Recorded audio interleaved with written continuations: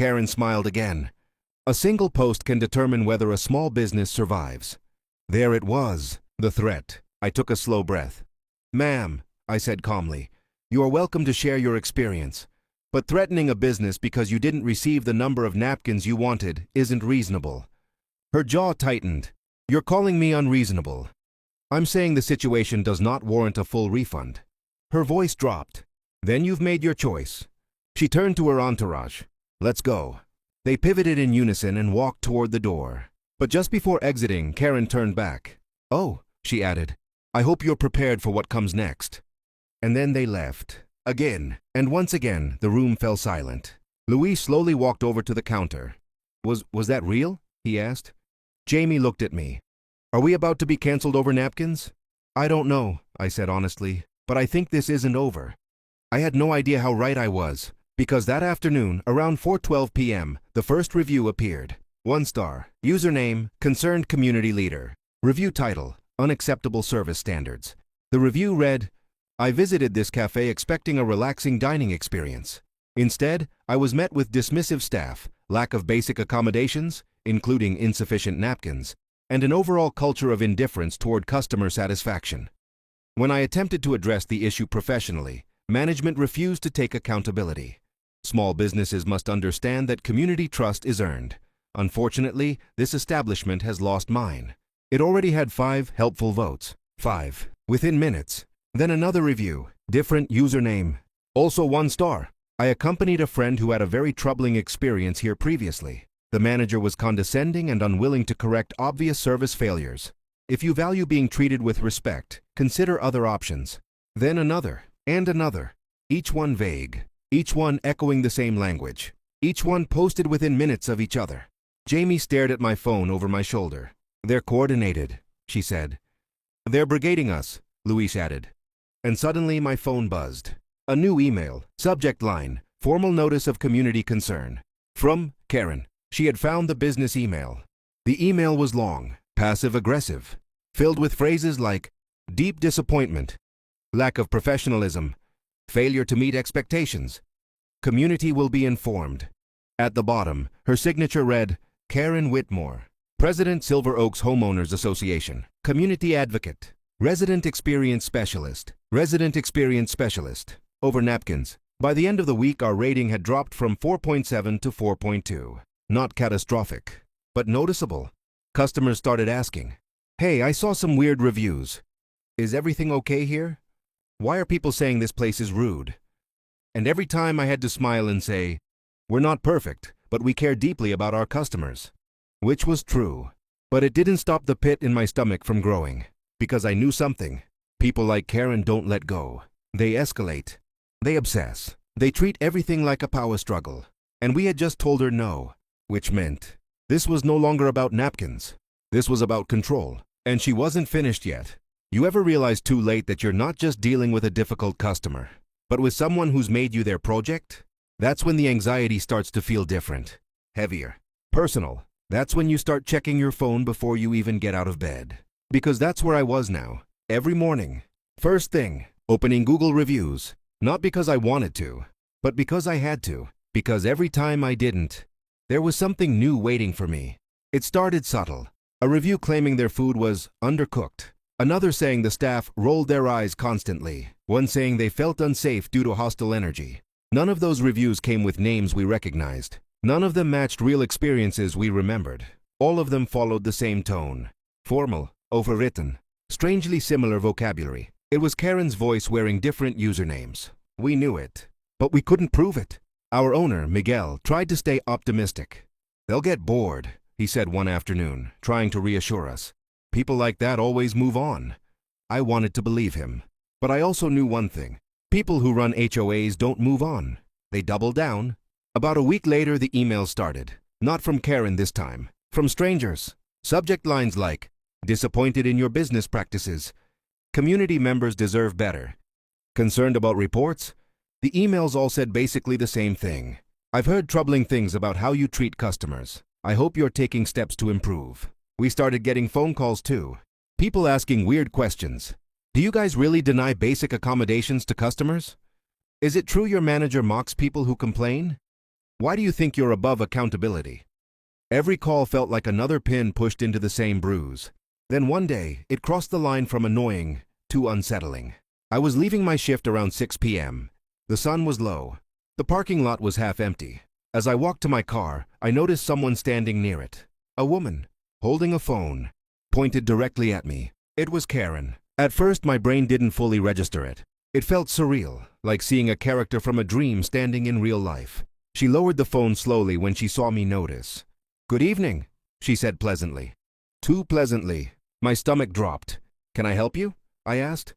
"I just wanted to see the faces behind the experience," she said calmly. "You've already met me," I said. "Yes," she replied. "Inside, in a professional setting. This is different." My grip tightened on my keys. "Why were you recording me?" I asked. She tilted her head slightly. "Oh, I wasn't recording," she said. "Just documenting." Documenting, that word again. "What exactly are you documenting?" I asked. She smiled. "Patterns." Every instinct in my body screamed that this was not normal. "I'm going to ask you to leave the property," I said firmly. She didn't move. "This is a public parking lot," she said smoothly. "It's private property for the business," I corrected. She studied me for a moment longer, then finally took a step back. "Of course," she said. "I wouldn't want to make you uncomfortable." Too late. As she walked away, she added casually, "By the way, your license plate is easy to remember." She didn't need to say anything else. The message was clear. She had crossed a boundary. On purpose, I reported the incident to Miguel that night. He looked genuinely concerned for the first time. "That's not okay," he said. "That's harassment." "What can we even do?" I asked. "We document," he said. "Just like she does. We keep records, dates, times." I almost laughed at the irony, but I started writing everything down. Every email, every call, every review, every interaction. Because something told me this wasn't going to end quietly. A few days later, we got another surprise. A health inspector walked in, unannounced, which on its own isn't strange. That's normal. But what was strange? She walked straight up to me and said, "We received a complaint." My heart dropped. "What kind of complaint?" I asked. She flipped open her clipboard. A customer alleged unsanitary conditions, lack of food safety practices, and hostile staff behavior. Hostile staff behavior. Unsanitary. I already knew. Karen. The inspection took 2 hours. 2 long, stressful, silent hours. They checked everything. Temperatures, storage, labels, surfaces, hand washing, food handling. We passed. No violations. Not even a warning. The inspector actually smiled at the end. "You run a tight ship here," she said. "Whatever complaint we received doesn't reflect reality." Relief washed over me, but it didn't last, because I knew something else. Karen had officially escalated to government complaints, which meant she wasn't just trying to be annoying anymore. She was trying to hurt us. Then came the post. The big one. It appeared in a large local community Facebook group. Thousands of members. A customer sent us a screenshot. The post was from Karen. Real name, real photo, real authority. She wrote, "As a community leader, I believe it's my responsibility to warn others. I had a deeply troubling experience at a local cafe where my concerns were dismissed, my requests were ignored, and the manager showed open hostility when I attempted to address it. Since then, I've been contacted by several others who share similar stories. We deserve better from businesses that claim to serve our neighborhoods." Hundreds of comments. People who had never set foot in our cafe suddenly had opinions. "Thanks for the warning. Won't be going there. Businesses like this need to be held accountable. Power to you for speaking up." I scrolled in silence. This wasn't about napkins anymore. This was about reputation, and she was winning. That night I couldn't sleep. I kept replaying everything. Every interaction, every word, every tone. Had I been dismissive? Had I said something wrong? Had I missed a chance to stop this? And then I realized something uncomfortable. This wasn't about my behavior. This wasn't about service. This wasn't about napkins. This was about control. Karen expected obedience. She expected compliance. She expected power. And when she didn't get it, she turned it into a campaign. The next day, Miguel called a staff meeting. We gathered around the back table. "This has gone far enough," he said quietly. Jamie nodded. "She's harassing staff." Luis added, "She's trying to destroy us." Miguel looked at me. "We're not going to let her." "How?" I asked.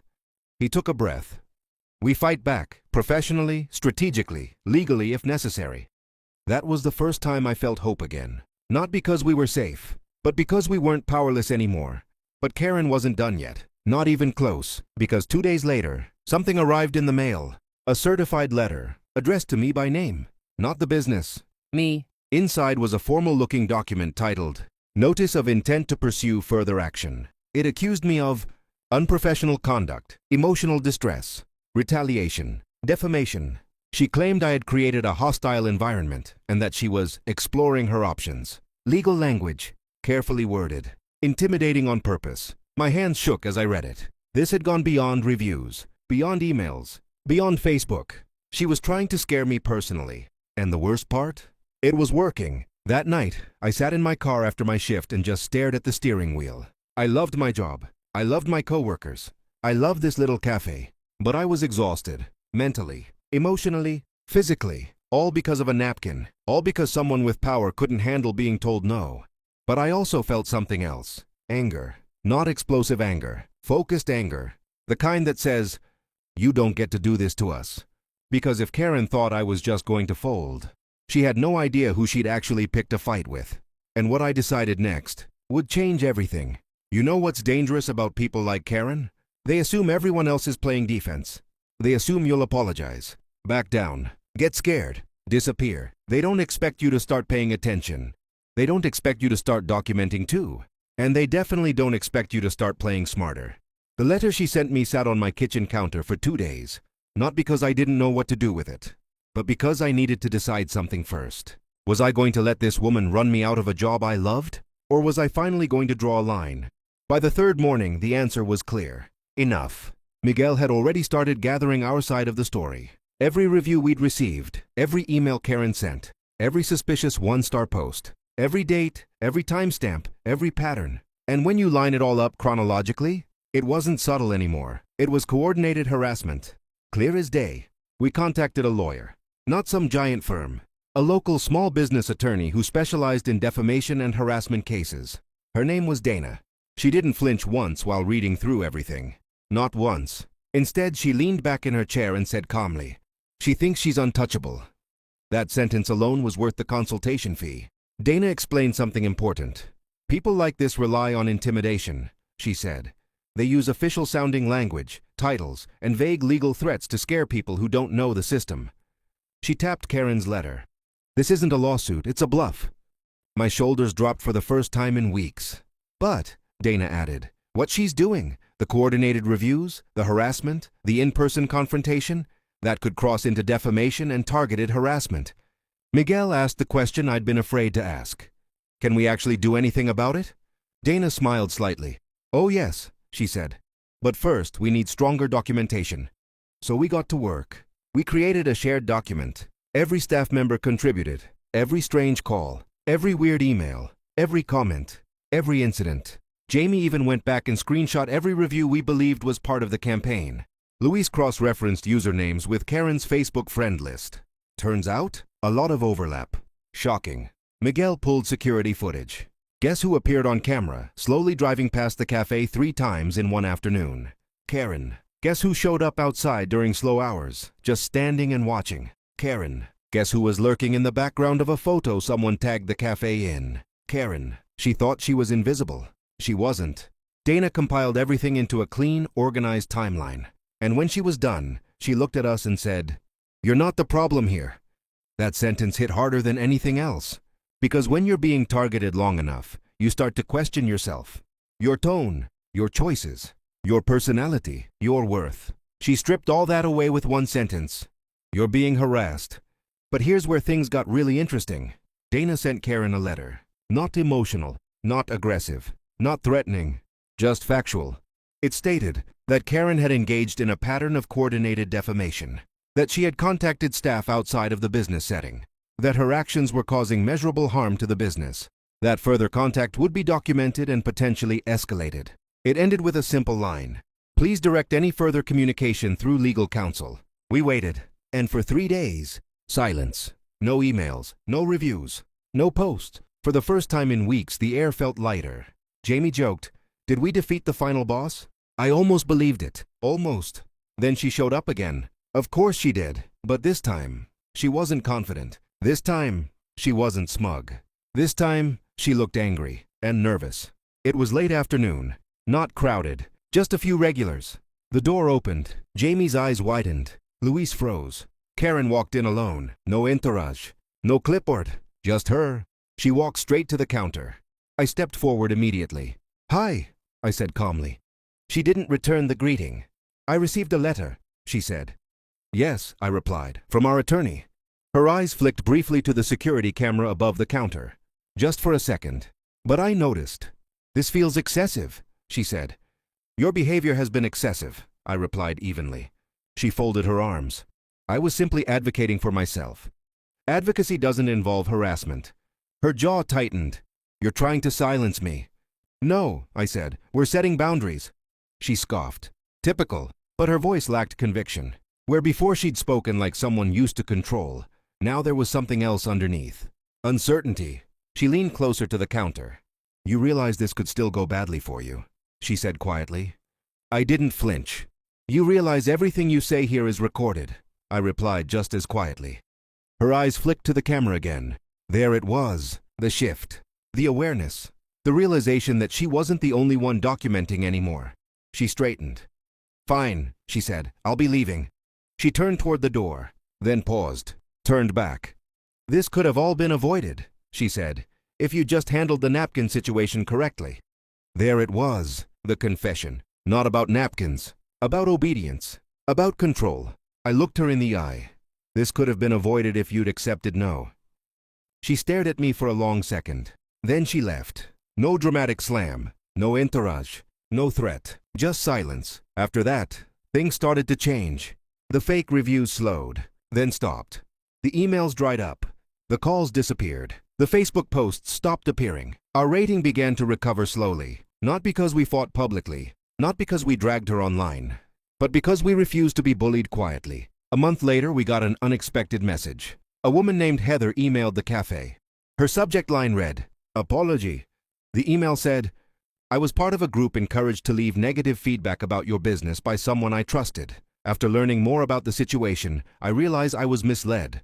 I'm truly sorry. Your cafe doesn't deserve the harm caused." Then another, and another. 3 people in total reached out independently. Karen's circle had cracked. And when that happens, control freaks lose their power. We never heard from Karen again. No emails, no reviews, no letters, no parking lot sightings. Just gone. But the impact she left behind? That stayed with us. We updated our policies. We trained staff differently. We installed more cameras. We built stronger documentation systems. Not out of fear, out of resilience. Because we'd learned something.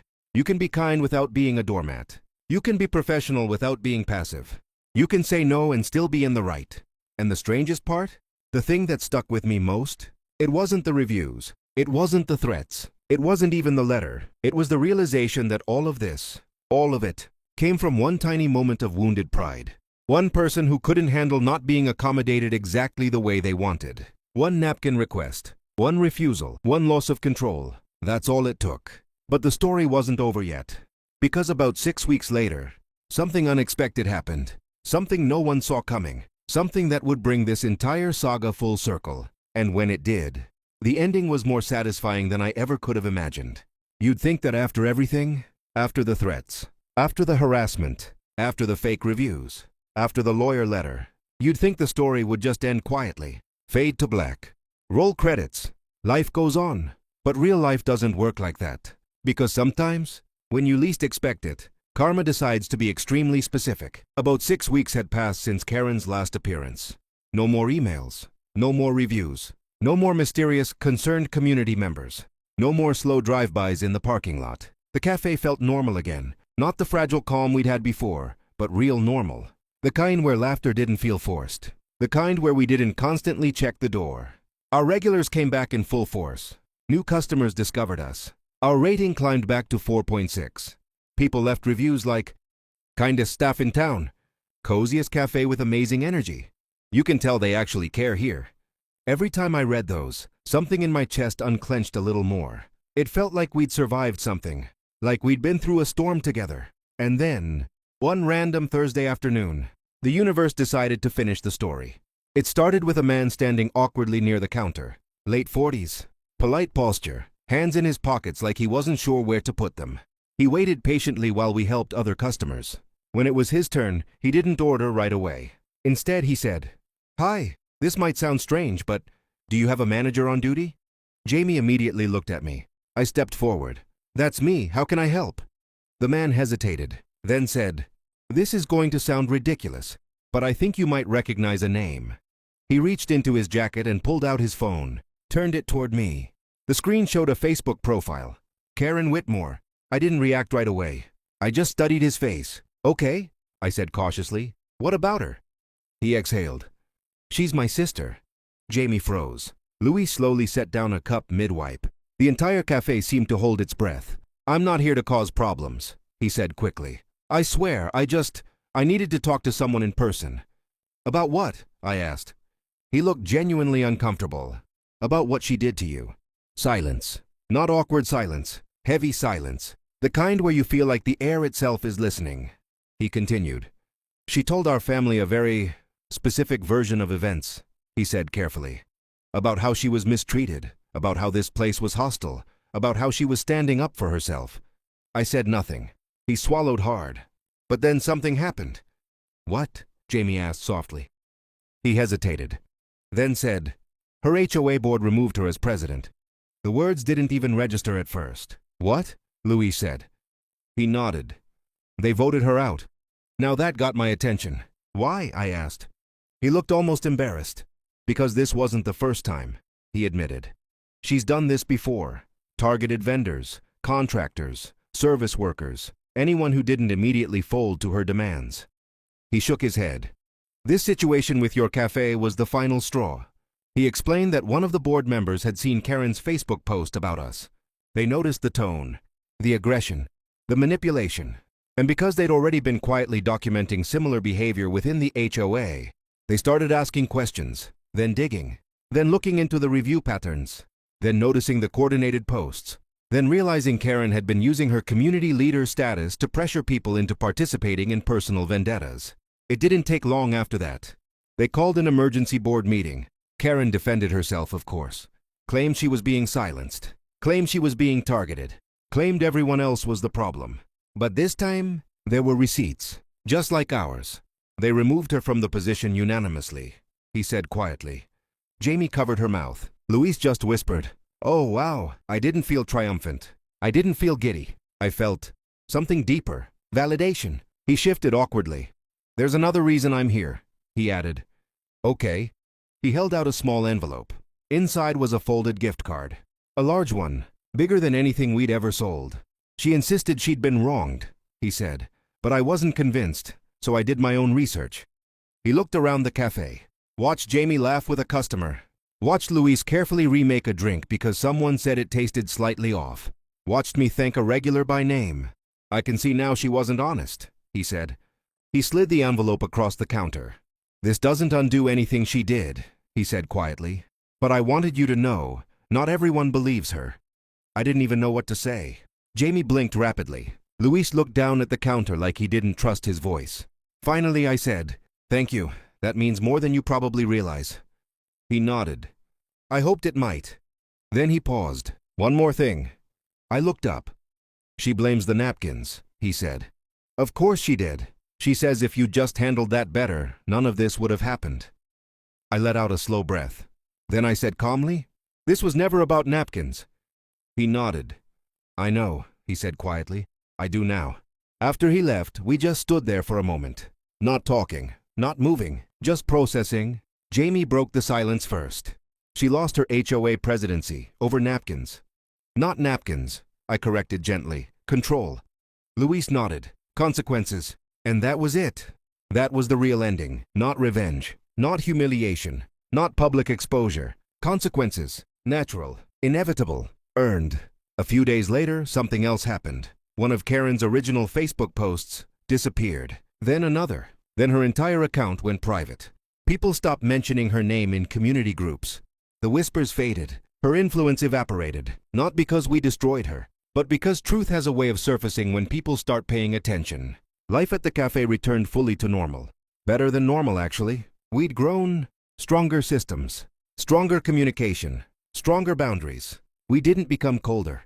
We didn't become defensive. We became smarter, kinder with structure, compassion with limits. And every time a difficult customer came in after that, we handled it calmly, firmly, without fear, because we'd already survived worse. Sometimes customers would ask about the napkin story. It had become a kind of legend.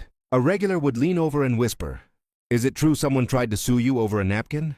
Jamie would grin. Luis would shake his head. I'd usually just laugh. Worse than that, I'd say. They'd ask for details. We'd share a toned-down version. And without fail, they'd say the same thing. People are unbelievable. But I don't think Karen was unbelievable. I think she was painfully believable, because everyone has encountered someone like her. Someone who uses power as identity. Someone who mistakes compliance for respect. Someone who treats no like an attack. The difference? Most people don't escalate that behavior into a full campaign. But the mindset, that exists everywhere. And that's why this story stuck with me. Not because it was dramatic. Not because it went viral. Not because of the drama. But because it taught me something I'll never forget. You can be kind without being weak. You can be professional without being passive. You can stand your ground without becoming cruel. Boundaries aren't hostility. Accountability isn't aggression. And refusing to be bullied isn't bad customer service. It's self-respect. Every now and then, when I restock the napkin dispenser, I think about it. I'll pull out a stack, line them up neatly, make sure it's full, and I'll shake my head smiling. All of this, all of that chaos. The emails, the reviews, the lawyer, the health inspection, the board removal. All because one person couldn't accept not getting her way over a napkin. But here's the part I think matters most. We didn't win because we were louder.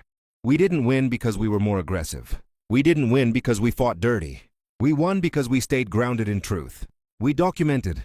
We stayed professional. We refused to be intimidated. We supported each other. And eventually, the truth spoke louder than Karen ever could. So if you've ever worked customer service, if you've ever dealt with someone who tried to shrink you, if you've ever been made to feel small for doing your job, this story is for you. You're not crazy. You're not weak. You're not the problem. Sometimes, you're just the person who finally said no. And sometimes, that's enough to make the whole house of cards collapse. Because in the end, Karen didn't lose power because of a napkin. She lost power because she revealed who she really was. And people finally stopped ignoring it. And that's the story of how a missing napkin almost destroyed a small cafe, but ended up exposing the one person who actually deserved accountability. Not the business, not the staff, not the service workers, but the person who thought control was a right.